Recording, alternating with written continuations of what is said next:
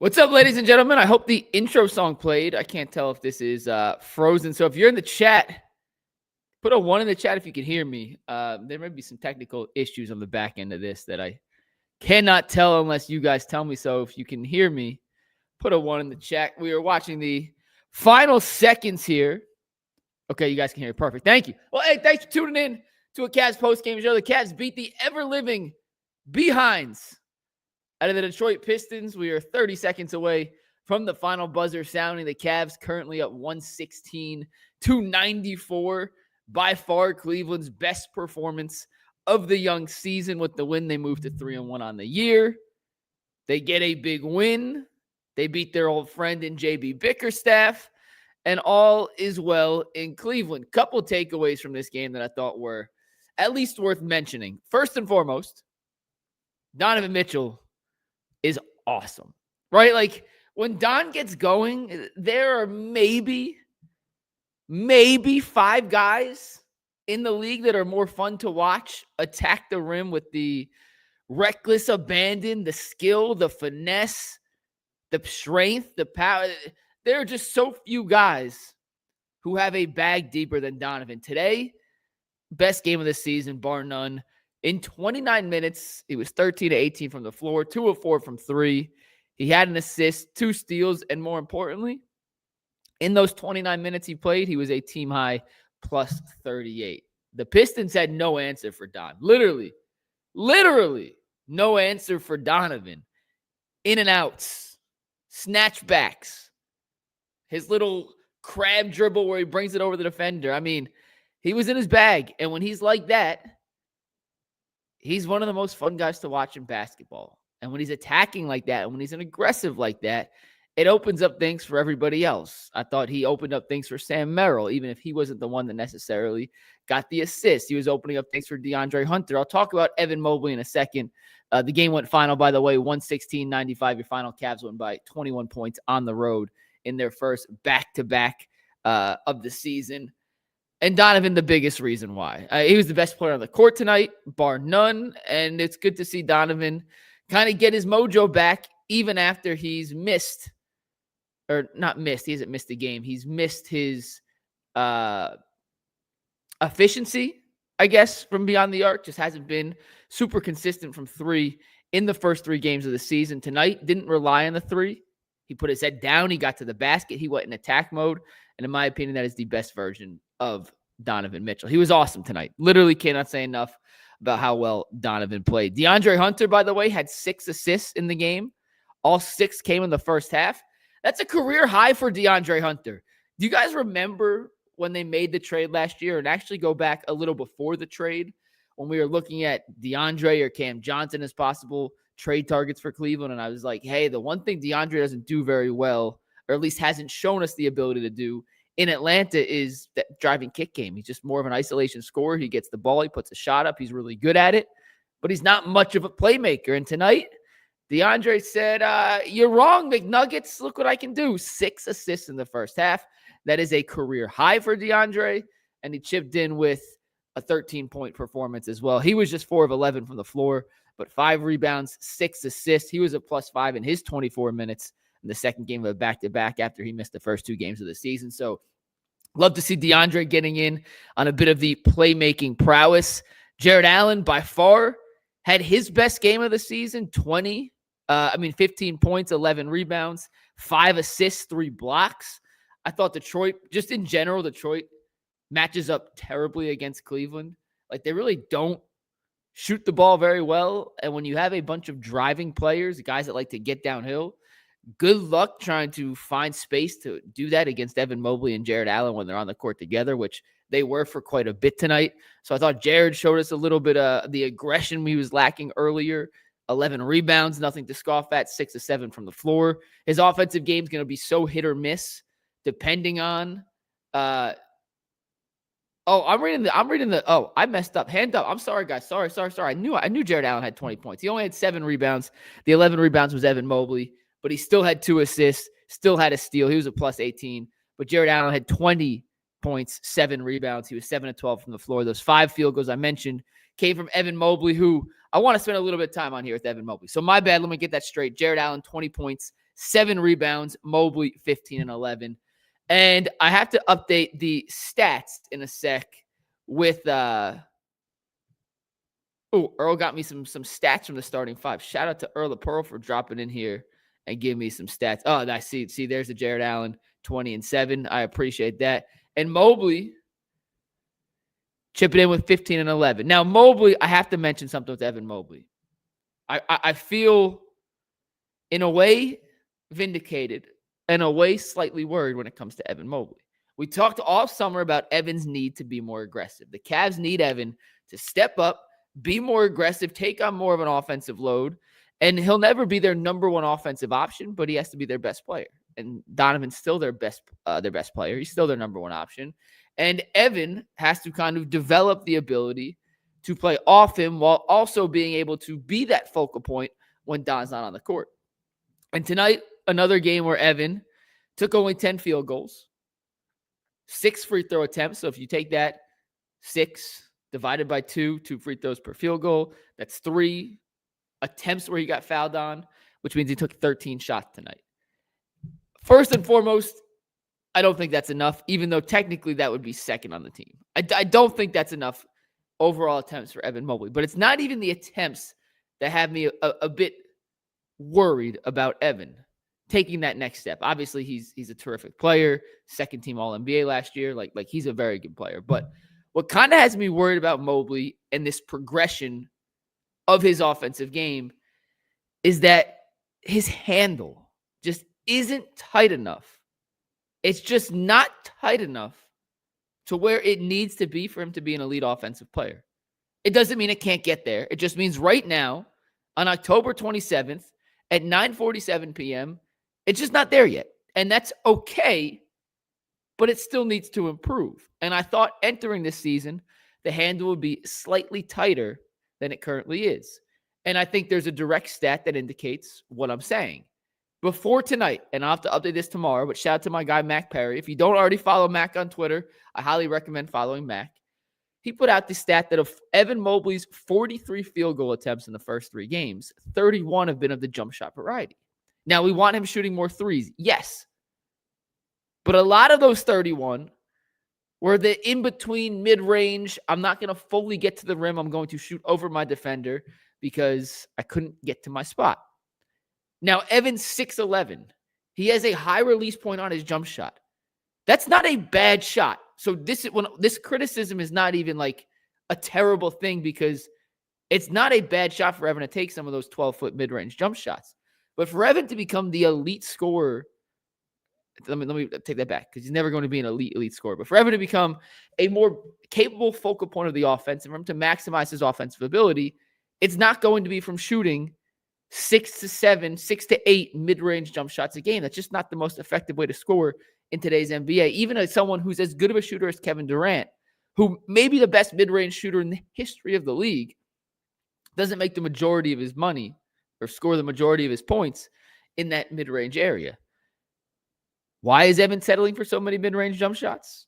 Well, because he's not getting all the way to the paint. And when he does, smaller defenders and bigger defenders in different ways are still able to kind of muscle him off the spot.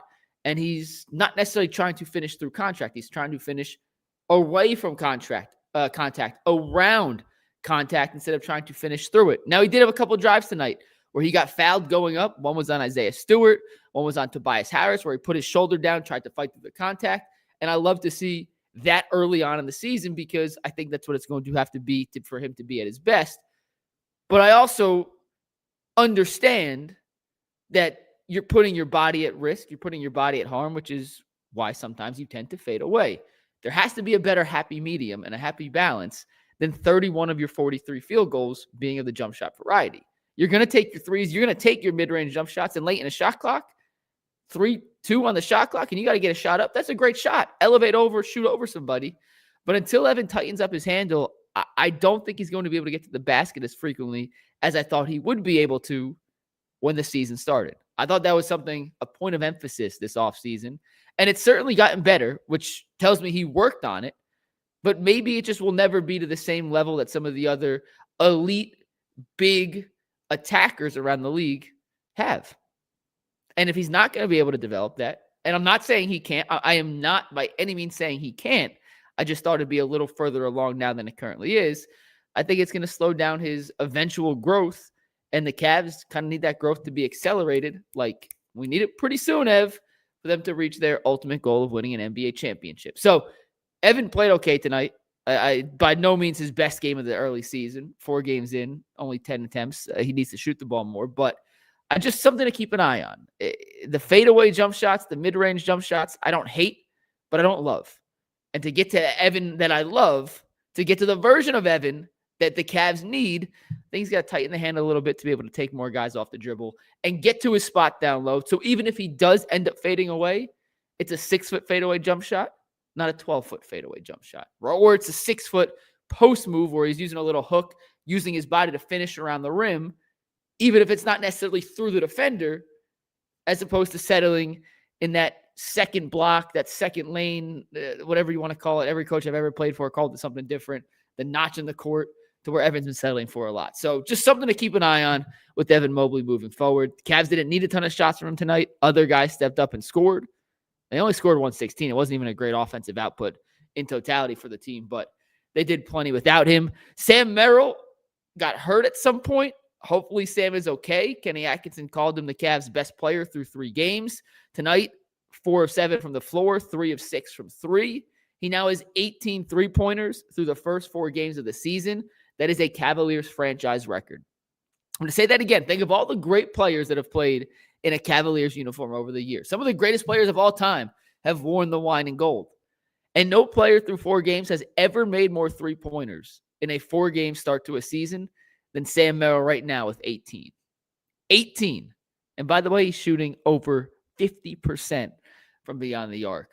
The Cavs had a bunch of different guys score off the bench. Nobody made more than a single field goal off the bench. Larry Nance 1 field goal. Dean Wade 1 field goal. Luke Travers 1 field goal. Thomas Bryant 1 field goal. Craig Porter Jr. 1 field goal. And Tyrese Proctor 1 field goal. The only guy that played for the Cavs that didn't score was Jalen Tyson, but he still chipped in with 3 points, coming all via the free throw line. From a defensive rebounding standpoint, shout out to Craig Porter Jr. with 7 defensive rebounds. Dean Wade grabbed 6. Larry Nance had 4. Overall, the Cavs, 48 rebounds, 48 for Detroit. They were even on the rebounding battle, which is something the Cavs need to win moving forward. But Detroit can't shoot. They are a very good rebounding team, so drawing even with them, I think, is actually a bit of a win here for the Cavs. You heard Donovan say, though, before he went into the halftime locker room that he didn't have a single rebound yet. He had to improve in that category. The Cavs have been getting killed in long rebounds this season. That falls more on the guards and the bigs. Don only ended up with 1 rebound. Sam only ended up with 1 rebound, which means your 2 starting guards in the game combined for 2 rebounds. That's not going to cut it most nights, but tonight, when you play defense as well as they did, holding Detroit to just 41 points in the first half, you can get away with a little bit of lackluster rebounding from your backcourt. All in all, guys, the Cavs, by far their best performance of the season. They're 3-1. That loss to the Knicks feels like an eternity ago. They have the Celtics on Wednesday, then 3 straight home games after that. You have to be feeling relatively good about where they stand because reinforcements are on the way. They got Hunter back. Darius should be back in the next couple of weeks. Max Strus is on the way. And they're still figuring out how to kind of just make it through until those guys come back. They're good enough to win a bunch of games, good enough to beat almost any team in the league without them, even if the offense is going to look a little clunky and wonky. Those are the 2 words that Kenny Atkinson keeps using to describe his offense until they get DG back. And I was explaining to someone earlier why Darius is so important to this offense. Well, A, he's just an incredibly creative player, right? Like, he might be the Cavs' best passer. He may be their second best 3-point shooter, maybe their best. Him and Sam Merrill are up there in that conversation. Yes, he has his defensive shortcomings. I'm fully aware of that. But when he's on the court, it's another elite offensive option that the defense has to be fully aware of when where he's at all times. And he's not elite at any one particular thing. But when you combine his creativity off the dribble, his ability to get into the paint, his ability to shoot and score, plus operate in the pick and roll, which opens up things for Jared Allen and Evan Mobley and your other shooters, well, it's a pretty elite offensive option to have. One thing on Sam Merrill I wanted to point out, and shout out to my guy Jackson Flickinger, who took the words out of my mouth in his column this morning on Sam Merrill. But when you put a role guy in with the starting lineup, sometimes they really really struggled to adjust, right? They try to figure out, this is what I did on the bench. Now I'm with Donovan, Darius, Evan, Jared, and the starters. I don't want to kind of mess up their mojo. How do I fit in? Well, a guy like Sam Merrill, who plays so much off ball and rarely needs the ball at all, right? Like, unless he's shooting a three, Sam's probably not touching the rock. His value actually increases with the better players he has around him. The better guys that he has on the court creating, making the defense rotate, making the defense collapse so he has space to kick. Sam elevates his game, the better players he has around him. And so far, I was curious where the Cavs were going to get a lot of their bench scoring from with not re-signing Ty Jerome and inserting Sam Merrill into the starting lineup. But I think that's been a brilliant decision by Kenny Atkinson, and Sam has really thrived alongside the starters. And the numbers bear it out. 18 threes in 4 games. 16 was the league leader before tonight. Do the Warriors play tonight? Let me look this up real quick, because if the Warriors do not play tonight, and I'm pulling up the NBA score sheet. Let's see. Scroll. The Warriors play at 10 o'clock. So as of right now, as of 9:56 p.m., Sam Merrill has more three-point makes in the league than anyone else, right? So, like, good decision, Kenny. Kudos to Sam. Kudos to the Cavs for making a conscious effort to get him involved. Let's check a little comments here before we wrap things up. We got some Shador stuff. We're not talking Browns here. Evan, that's a great question. How does this win affect Kevin Stefanski's legacy? I mean, I think this win for the Cavs saves Stefanski's job. It has to, right? Like, there's no way you can fire Kevin Stefanski after putting a 20-point win up on the road in Detroit. Stefanski's safe. What are you talking about? We are back. John Bonte says. M. Caris says, let's stack some wins. They played on Peacock tonight. What did you guys think of the Peacock broadcast? And in all honesty, I'm curious what you guys think of the Peacock broadcast. I kind of liked the analysis that Robbie Hummel and Austin Reeves brought to the broadcast. I think Noah Eagle does a pretty good job at play-by-play. I didn't like the fact that they were all separated. You could tell during the actual games. They didn't even notice, but they were all sitting in different spots. Austin Rivers was by the Cavs bench. Robbie Hummel was by the Pistons bench. And Noah Eagle was in the middle of the court. And I thought during the actual broadcast of the game, while the game was going on, them not sitting next to each other led to a little bit of choppiness from the play-by-play color commentary analyst role. But I like the fact that each of the teams had essentially reporter right behind the bench getting to listen to what they said during timeouts and giving us that insight. I actually thought Peacock did a pretty good job with the whole presentation. I like the logo. I like the score bug. And I thought the broadcast team was pretty good, even though they ran the same 6 commercials every freaking commercial break. I will not see Jurassic Park. I don't care about the Bravathon curls.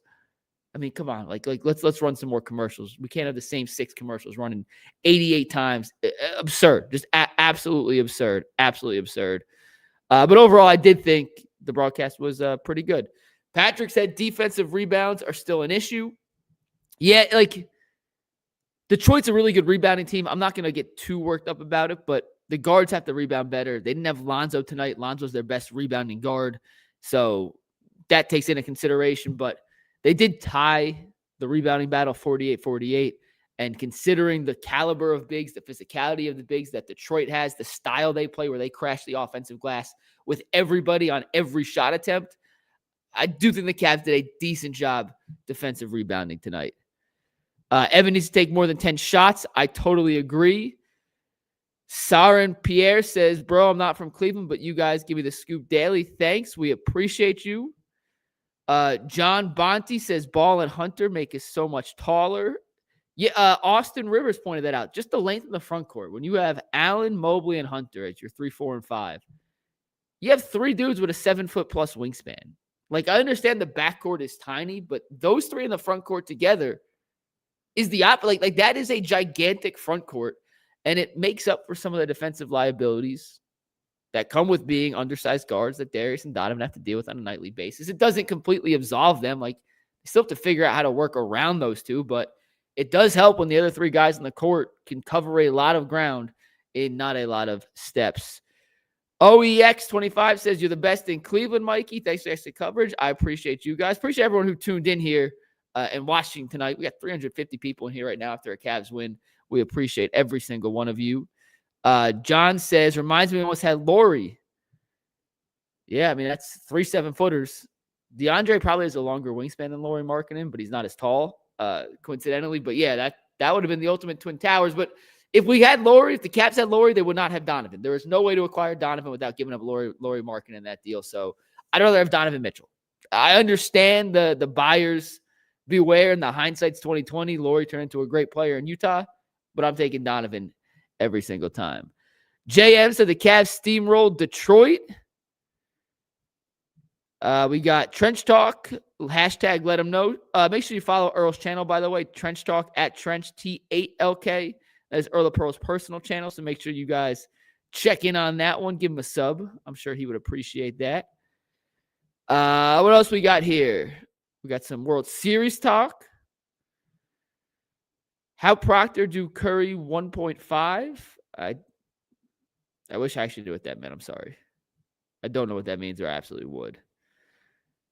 Yep, I messed up the Allen and Mobley. That was my bad. I already missed that one. The hand up. That's me. It's been a long day, ladies and gentlemen. I will fully take the L on that one. Let's see. Richard Ferraro says Mobley will be smoother when Darius gets here. Listen, they all be. Darius will be helping everybody. It's a rising tide raises all ships. It's just when you see Mobley go one-on-one, he's going to get a lot of these opportunities, especially on this second unit with Lonzo running the ship, where they're going to put Evan at the point, put him in the slot, put him on the nail, and say, Ev, go get a bucket. And yes, it's a congested lane. It's easier said than done to say, go beat someone off the dribble and get there. But Evan hasn't shown us the ability to consistently get to his spot and then finish. He kind of gets to his spot, fades, and goes around and plays averse to contact, which has been working. He's having a solid start to the season. I just think to get the best version of Evan, he's got to tweak how he plays a little bit. Believeland fan says, can't wait for DG to return. RCC says, Sam's defense to me, I tell people he's not so much a stopper, but he makes his guy pass the ball.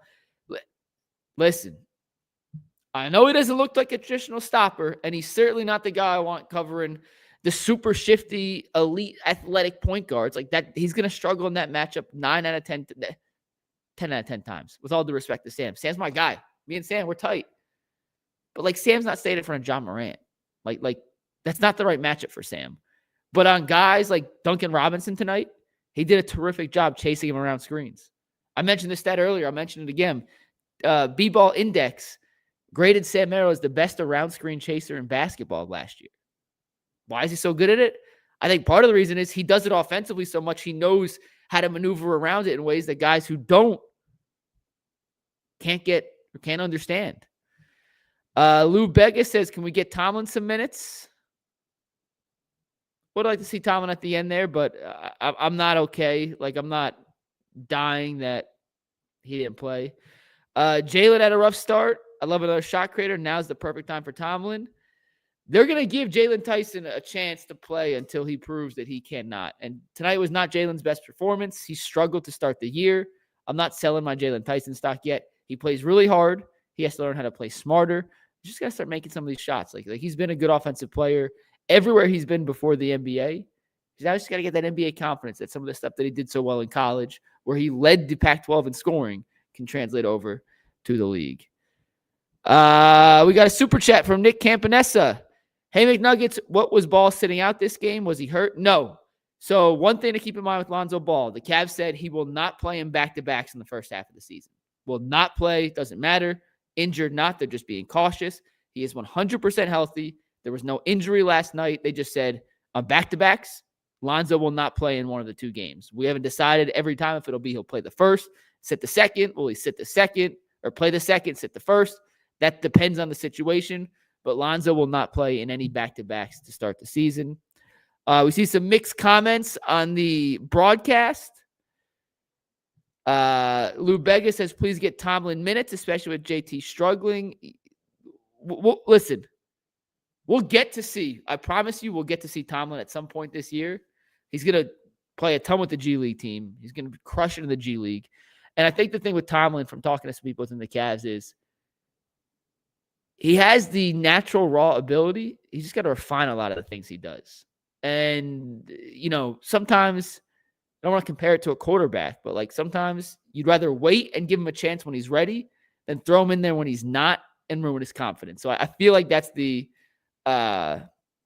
approach that the Cavs are taking. Let's see. Anything else here? I see how can this team... last one. Ricky Snow says, how can this team be more physical? Is it a mental block? I think you kind of are who you are, right? Especially as an adult. Some people were born fighters. Some people weren't. Some people were born ready for the big moment. Some people aren't.